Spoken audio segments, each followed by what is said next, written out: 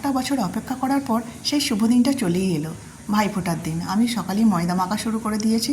এদিকে ডাল, মুগের ডাল হচ্ছে, আর পুঁই শাকটা হবে মাছের মাথা দিয়ে, কাতলা মাছের মাথা দিয়ে পুঁই শাকটা করবো, ভাইদেরকে খাওয়াবো বলে কথা।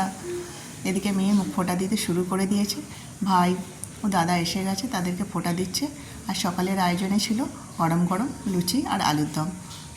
গরম গরম লুচি আলুর দম হয়ে গেছে, দাদা ও ভাইকে সব খাইয়ে দিল। এখানে আমার ননদরাও এসে গেছে, ভাই বোন সব একসাথে হয়ে গেছে। এই দিনটার জন্যই তো অনেক দিন অপেক্ষা করা হয়।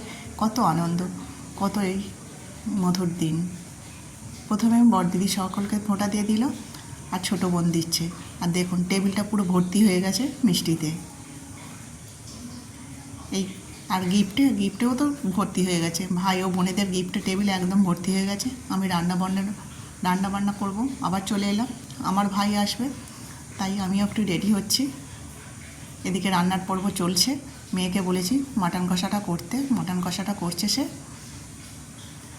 আর যে মাছ ভাত ছিল, সেই দেখুন একটা মাছ লুকিয়ে নিয়ে পালিয়ে এসছে কেমন।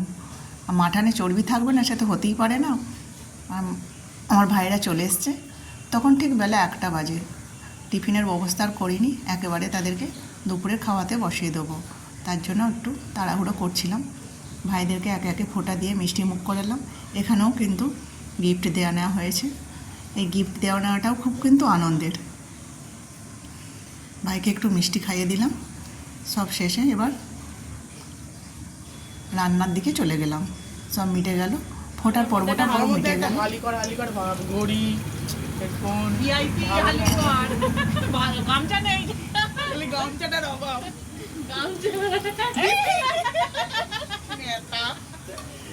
चलो दिवाली सबसे बड़ा बॉम्ब है मेरे पास। हैप्पी दिवाली।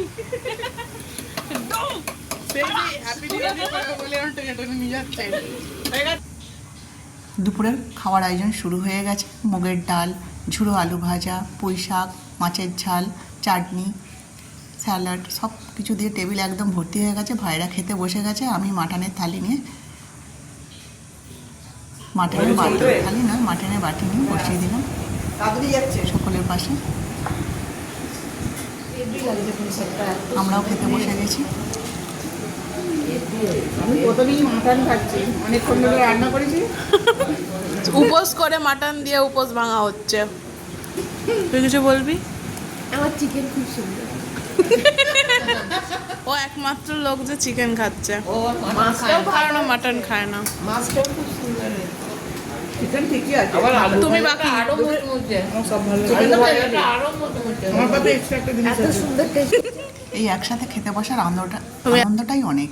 যাক, ভিডিওটি ভালো লাগলে লাইক করবেন, সাবস্ক্রাইব করে পাশে থাকবেন। আর ভিডিওটা দেখার জন্য সকলকে ধন্যবাদ জানাই। এখনো মাটনই খেয়ে যাচ্ছে তখন থেকে। প্রথমে